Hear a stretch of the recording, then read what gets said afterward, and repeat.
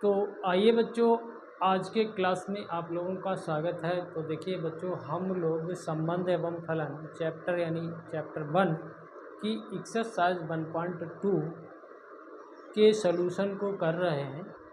तो उसी के क्रम में बच्चों, हमने कल आपको एक सवाल बताने का प्रयास किया था और उससे पहले फलनों के प्रकार यानी टाइप्स ऑफ फंक्शन का एक वीडियो हमने अपलोड किया था।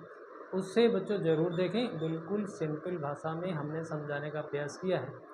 आज बच्चों क्वेश्चन नंबर 2 को हम लोग समझेंगे और हल करेंगे। यहाँ पर क्वेश्चन नंबर 2 में बच्चों आपको करना कुछ नहीं है।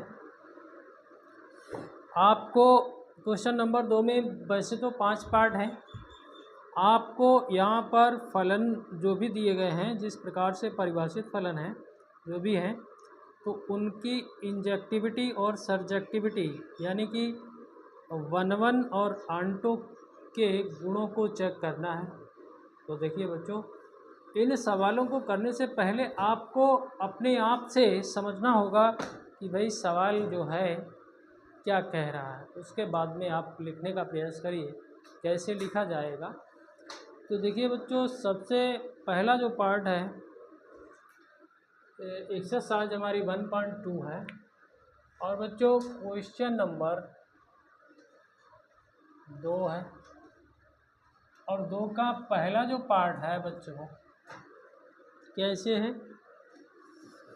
f(x) बराबर x स्क्वायर है। और बच्चों देखिए, जो फलन है हमारा वो नेचुरल नंबर से नेचुरल नंबर पर परिभाषित है। तो बच्चों यहाँ पर आपको वन और आंटो को चेक करना है, जिसके बारे में आप या तो वीडियो देखिए, पहला वाला वीडियो देखिए इससे एक्सरसाइज से पहले वाला, या फिर बच्चों आप खुद से किताब में पढ़ के समझिए। तो सबसे पहले सवाल को आपको समझना है कि देखिए ये फलन वन है या आंटो है या नहीं है। तो बच्चों हम लोगों को समझने के लिए एक छोटा सा हम लोग वो बनाते हैं, इसका ग्राफ टाइप से बनाते हैं। तो देखिए बच्चों, ये हमने यहाँ पर एक प्रांत और ये एक कहना चाहिए सह प्रांत, और ये बच्चों n है और ये भी n है, ठीक है। और इस पर हमारा फलन जो है परिभाषित है f(x) बराबर x स्क्वायर, ठीक है। ऐसा फलन परिभाषित है f(x) बराबर x स्क्वायर। तो आपको पता है n में कौन कौन से नंबर होते हैं, 1 2 3, और इससे यहाँ से लेके आप इन्फिनिटी तक जा सकते हैं। तो देखिए बच्चों, 1 2 3 4 5 6 7 और आगे भी बहुत से नंबर आप ले सकते हो। तो इधर भी देखा जाए तो 1 2 3 4 5 6 7 8। अब बच्चों आपको ये पता होना चाहिए कि वन फलन किस प्रकार से परिभाषित होता है। तो बच्चों देखिए, सीधा सा फंडा है। इधर जो ये प्रांत है इसके समस्त अवयवों का और समस्त अवयवों का इधर भी प्रतिबिंब यानी कि फंक्शन का मान, जिसको हम लोग प्रतिबिंब बोलते हैं, वो इधर मिल जाना चाहिए और अलग अलग मिलना चाहिए। देखिए समझिए मेरी बात, जैसे हम 1 लेंगे यहाँ पर, तो 1 इसका जो भी मिले वो अलग मिले, मतलब चाहे यहाँ से कोई भी मिल जाए लेकिन मिलना चाहिए अलग, ठीक है। तो जैसे बच्चों हम लोगों को इधर से सभी x के अवयवों यानी n के, मतलब प्रांत है यहाँ, तो प्रांत के सभी अवयवों का अलग अलग इधर प्रतिबिंब मिल जाना चाहिए, इधर कोई छूटे ना। तो ऐसे अगर ऐसा फलन हो जाता है तो उसको हम लोग बच्चों वन फलन कहेंगे, सीधी सी बात है। और साथ ही आंटो की बात करें तो बच्चों इधर से जितने भी ये अवयव हैं ये किसी न किसी x के सभी प्रतिबिंब हो जाएं, सभी, इधर भी कुछ न छूटे, किसी न किसी तरीके से सह प्रांत के सभी अवयवों का ये सभी अवयव प्रतिबिंब हो जाएं, तो बच्चों ऐसे फंक्शन को हम लोग आंटो फंक्शन कहते हैं। थोड़ा सा आपको समझना है। तो जैसे हमने यहाँ से 1 लिया और यहाँ रखा तो 1 के लिए ये देखिए 1 ही आ गया।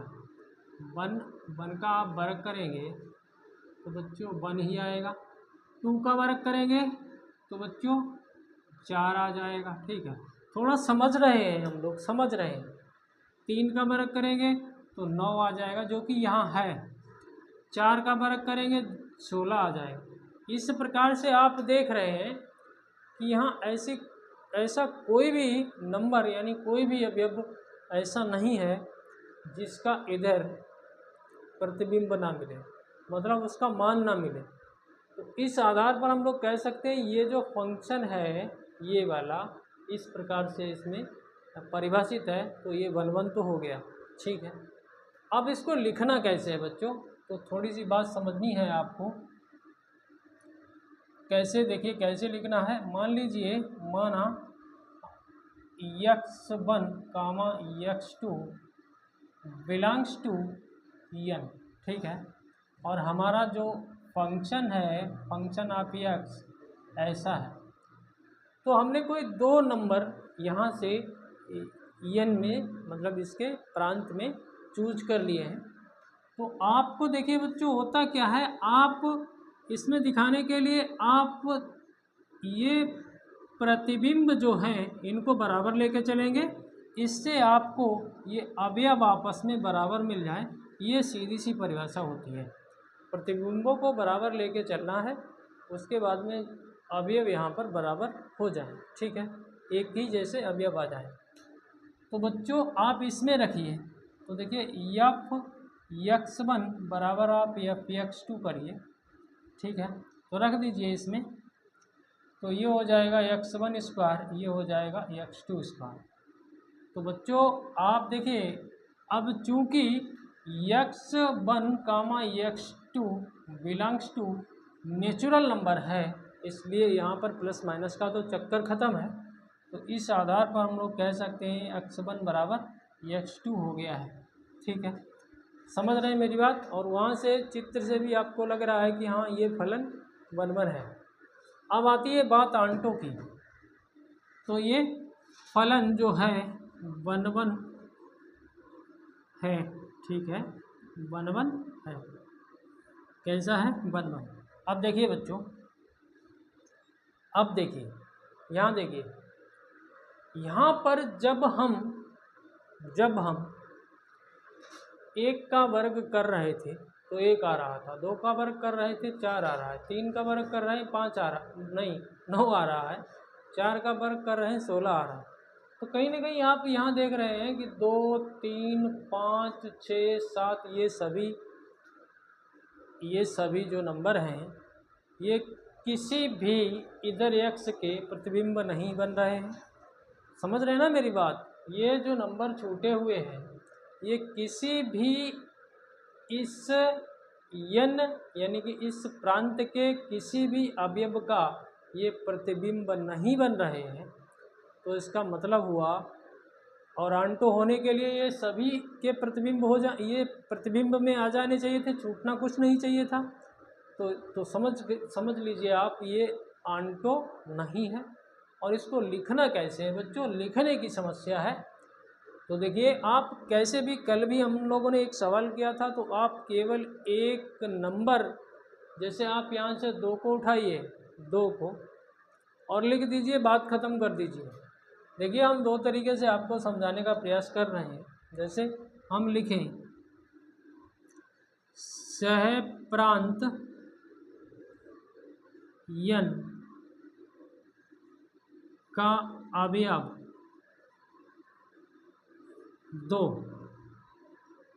कामा प्रांत n के किसी भी अवयव का प्रतिबिंब नहीं है। इतनी सी बात लिख के आप ख़त्म कर सकते हैं। यानी कि आप कह सकते हैं फलन आंटो नहीं है। ऐसा भी आप कर सकते हैं।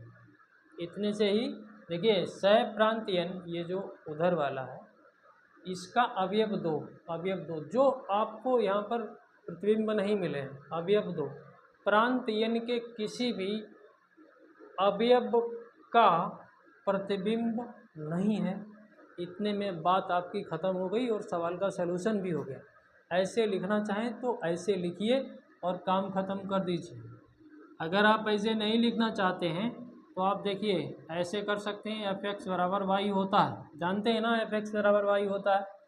तो आपके पास एफ एक्स कितना है, एक्स स्क्वायर है, एक्स स्क्वायर बराबर वाई, एक्स स्क्वायर बराबर वाई। तो एक्स बराबर निकालेंगे तो plus minus root y is not belongs to N. देखिए उदाहरण के लिए यदि हम y बराबर 2 ले लें, y बराबर 2 ले लें और y का मान यहाँ रख दें 2, तो x का ऐसा कोई सा मान नहीं है। x मतलब जो x ये इधर वाला है, इधर वाले अवयव ही x बोले जाते हैं। ऐसा कोई सा y की जगह अगर यहाँ 2 रख दें तो x ऐसा कोई सा मतलब मान नहीं है x में जो कि हमारा प्लस माइनस रूट 2 हो, प्लस माइनस रूट 2 हो। कहीं पर देखिए कहीं नहीं है ना, ठीक है भाई, हम वहाँ से 2 उठा लें तो नहीं है ना। तो इस प्रकार से भी आप लिख के दिखा सकते हैं। तो बस एक प्रक्रिया थी जो हमने आपको समझाने का प्रयास किया है। बिल्कुल सभी पार्ट एक जैसे हैं। तो अगला पार्ट हम लोग करने का प्रयास करते हैं, ठीक है बच्चों। अगला बच्चों यही है बट थोड़ा सा चेंज है। क्या है, एफ एक्स बराबर एक्स स्क्वायर है और जो बच्चों फलन हमारा है वो जेड से जेड पर परिभाषित है, ये है। तो आपको समझना है कि भैया ये वन है या आंटो है या नहीं है, ये आपको समझना है, ठीक है बच्चों। तो देखिए इसको भी समझने का प्रयास करते हैं। तो सपोज दैट एक हमने यहाँ पर सेट ले लिया और एक सेट ये ले लिया, ये भी जेड का और ये भी जेड का, और फंक्शन हमारा इस प्रकार से परिभाषित है, ठीक है बच्चों, समझिए। और जेड आप जानते हैं सभी पूर्णांकों का सेट है, ये सभी पूर्णांकों का सेट है, मतलब पॉजिटिव निगेटिव सब कुछ है इसके अंदर। तो जेड 0 भी है। तो देखते हैं हम 1 2 3 4 0 -1 -2 -3 -4 आगे भी आप ले सकते हैं। यहाँ पर देखिए बच्चों 1 2 3 4 0 और बच्चों -1 -2 -3 -4। अब आपको समझना है, क्या समझना है आपको समझना है कि ये वन है या नहीं है, आंटो है या नहीं है। तो यहाँ से थोड़ा सा आप प्रक्रिया करके देखिए, 1 रखेंगे, x की जगह 1 रखेंगे तो एक्स स्क्वायर में आएगा 1, तो 1 का स्क्वायर यानी कि इसका प्रतिबिंब आपको ये मिल गया। यानी कि इस वन को हमने x की जगह रखा तो हमें मान 1 मिला, तो मान मिलने को ही प्रतिबिंब कहते हैं। अब 2 रखा 4 मिल गया, ठीक है बच्चों। और देखिए हम इस -1 को रखते तो भी ये हमें 1 मिलता, ठीक है। हम इस -2 को रखते तो भी ये हमें 4 मिलता। तो अब आप समझ गए हैं कि हमारी तो परिभाषा ये है कि x के भिन्न अवयव का भिन्न प्रतिबिंब मिले, भिन्न अवयव का भिन्न प्रतिबिंब मिले। ऐसा ना हो किन्हीं 2 अवयवों का एक प्रतिबिंब मिले। किन्हीं 2 अवयवों का एक प्रतिबिंब मिलेगा तो ऐसा फलन बहुएक फलन हो जाता है, यानी कि मैनी वन फंक्शन हो जाता है, तो जो कि आपको स्पष्ट दिख रहा है। अब बच्चों ये साथ ही साथ यानी कि ये वन वन नहीं है, इतना हमने सीख लिया, यहाँ से वन नहीं है। अब बच्चों आप देखिए ये आंटो भी नहीं है, क्यों? क्योंकि बच्चों यहाँ पर देखिए कि जब हम इस 2 को लाए 4 हो गया, 3 को लाएंगे 9 हो जाएगा, -3 को लाएंगे प्लस का 9 हो जाएगा। तो कहीं ना कहीं आप देखिए ये 2 छूट रहा है, ये 3 छूट रहा है, और यहाँ पर कहीं ना कहीं 5 होगा, ठीक है, 6 होगा वो छूटेगा, 7 होगा वो छूटेगा, तो ये आंटो भी नहीं है। ये हमने पता कर लिया कि ये आंटो नहीं है। अब आपको लिखना है, ठीक है, अब आपको लिख के दिखाना है।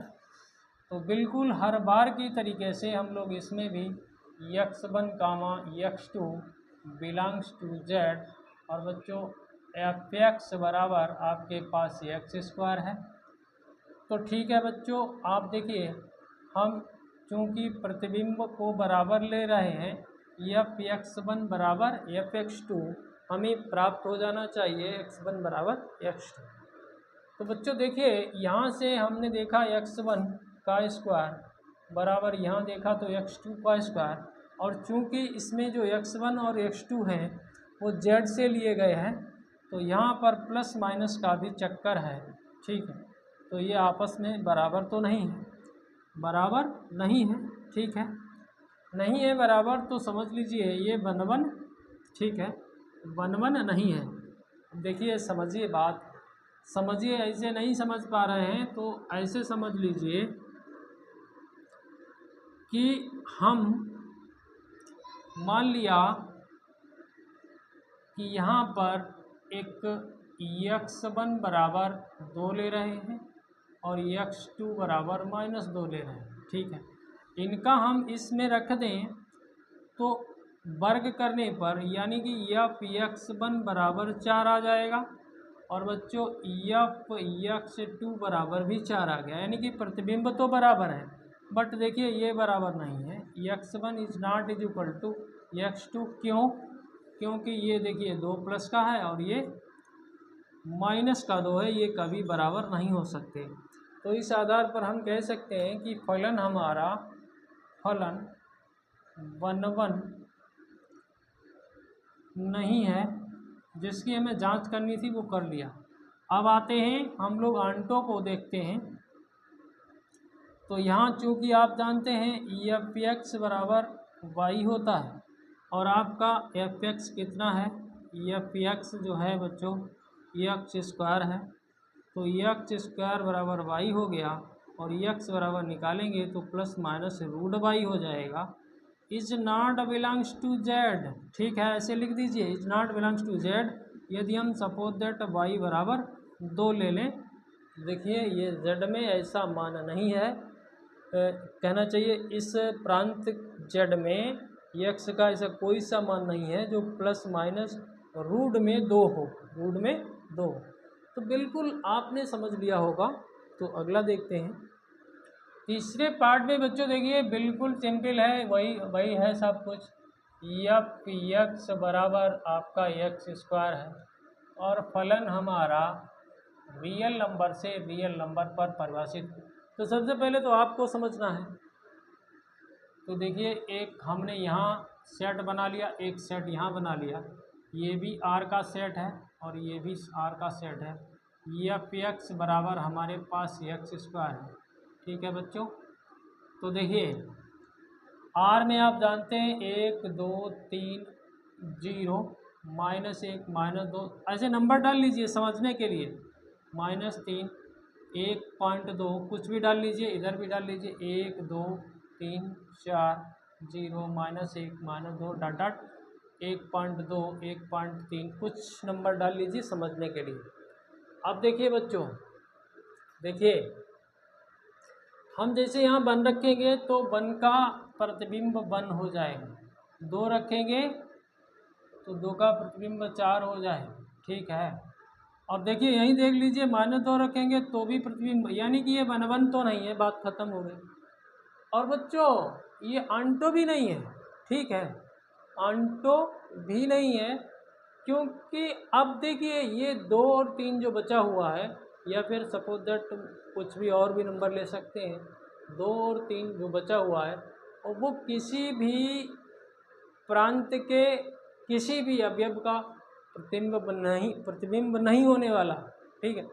तो आपको आंटो होने के लिए इस इधर से सभी प्रतिबिंब हो जाने चाहिए इन नंबरों के, ठीक है, इन प्रांत के अवयवों के ये सभी प्रतिबिंब हो जाने चाहिए थे। तो फिर आपको करना कुछ नहीं है, आप तो लिखना जानते हैं। माना x1 comma x2 belongs to R और आपका f(x) कितना है बच्चों, आपका यहाँ पर x² है और आपको करना क्या है, f(x1) बराबर f(x2) को लेके चलना है। तो ये देखिए x1 का स्क्वायर बराबर यहाँ x2 का स्क्वायर हो जाएगा, x1 बराबर प्लस माइनस x2। अब जैसे पीछे वाला भी सवाल किया था हम लोगों ने, अगर सपोज दैट हम x1 बराबर 2 ले लें और x2 बराबर -2 ले लें और इनका प्रतिबिंब लें तो f(x1) बराबर 4 आ रहा है, f(x2) बराबर भी 4 आ रहा है। But x1 is not is equal to x2, क्योंकि 2 के बराबर -2 नहीं है। हम जब प्रतिबिंब को बराबर लेंगे तो ये मान x1 के बराबर x2 आ जाना चाहिए। तो इस आधार पर हम कह सकते हैं फलन 1 नहीं है। और बच्चों आंटो दिखाने के लिए आप देखिए f(x) बराबर y होता है और आपका f(x) कितना है, x² बराबर y, तो x बराबर क्या हो जाएगा, प्लस माइनस √y और y की जगह आप कुछ भी मान ले लीजिए। तो ये आपका is not belongs to R हो जाएगा। ठीक है, is not belongs to R। ठीक है, तो इसे समझते रहिए। तो या फिर बच्चों सही है, -2 कर दीजिए, थोड़ा सा और बढ़िया रहेगा, -2 कर दीजिए और ये समझ में आ ही गया होगा आपके बात। तो 2 पार्ट बचे हुए हैं, तो देखिए बच्चों चौथा पार्ट भी कर लेते हैं। साथ ही साथ f(x) बराबर आपके पास x3 है और फलन बच्चों नेचुरल नंबर से नेचुरल नंबर पर परिभाषित है। तो यहाँ पर हमें समझना है कि ये क्या है भी कि नहीं है। 1 2 3 4 ... 1 2 3 4 5 ... ठीक है, आपका f(x) बराबर x³ है। तो 1 को डालेंगे 1 मिलेगा, 2 को डालेंगे 8 मिलेगा। ठीक है, 3 को डालेंगे आगे मिल जाएगा, 4 को डालेंगे आगे मिल जाएगा, यानी कि इधर सब हो जाएंगे, इधर सबके प्रतिबिंब मिल जाएंगे। तो इसका मतलब हुआ कि ये 1 तो है। माना x1 comma x2 belongs to क्या, n, और f(x) कितना है बच्चों, आपका x3 है। तो रख दीजिए यहाँ पर, आपको f(x1) बराबर f(x2) को लेके चलना है। तो ये हो जाएगा x1³ ये हो जाएगा x2³। यहाँ पर x1 बराबर x2 हो जाएगा। ठीक है, क्योंकि यहाँ माइनस का कोई चक्कर ही नहीं है, तो माइनस लगाने से कुछ फ़ायदा नहीं, क्योंकि यहाँ माइनस के नंबर ही नहीं है। तो फलन 1 तो हो गया है। अब आपको बच्चों आंटो दिखाने के लिए आप जान ही रहे हैं कि ये 2 3 4 5 ये बचे हुए किसी x के प्रतिबिंब नहीं होने वाले, ये छूटे हुए हैं, इसलिए आंटो भी नहीं है। 1 तो है, 1 तो है। आंटो देखते हैं कैसे लिखा जाएगा। f(x) बराबर y होता है और f(x) बराबर आपके पास x² है, नहीं x3 है। तो x3 बराबर y। तो बच्चों आप समझिए x बराबर कितना आ जाएगा, y⁴ is not belongs to n यदि y बराबर हम 2 ले लें। ठीक है, तो ऐसे आप दिखा देंगे। या फिर हमने जैसे सबसे पहले वाले पार्ट में लिखाया था, ये प्रतिबिंब सह प्रांत का अवयव, प्रांत के अवयव, किसी भी अवयव का प्रतिबिंब नहीं, वैसे लिख के बात ख़त्म कर दीजिए। यहाँ समझ लीजिए आप कि आंटो है या नहीं है। तो बच्चों इसी तरीके से एक पार्ट और बचा हुआ है, उसे आप स्वयं से करेंगे। वहाँ पर भी यही कंडीशन है, f(x) बराबर x³ और बच्चों इसमें फलन जो है हमारा z से z पर परिभाषित है। तो बिल्कुल सेम करना है आपको, कुछ चेंजिंग नहीं और कुछ चेंजिंग नहीं, सेम कर देना है। तो 1 भी है, 1 है और ये आंटो नहीं है, बिल्कुल सेम उत्तर। ठीक है, यहाँ पर थोड़ा प्लस माइनस करके आप चेक कर लेना, आप चेक कर लेंगे। ठीक है बच्चों, तो हम लोगों ने ये क्वेश्चन नंबर 2 के 5 पार्ट करने का प्रयास किया है, समझने का प्रयास किया है। यदि आपके समझ में आए हों तो भैया चैनल को सब्सक्राइब तो कर ही लीजिए, बेल आइकन प्रेस करके ऑल पर सेट कर लीजिए ताकि हमारे वीडियो का नोटिफिकेशन आप लोगों को मिलता रहे। साथ ही आपका भी सहयोग और हमारा भी सहयोग हो।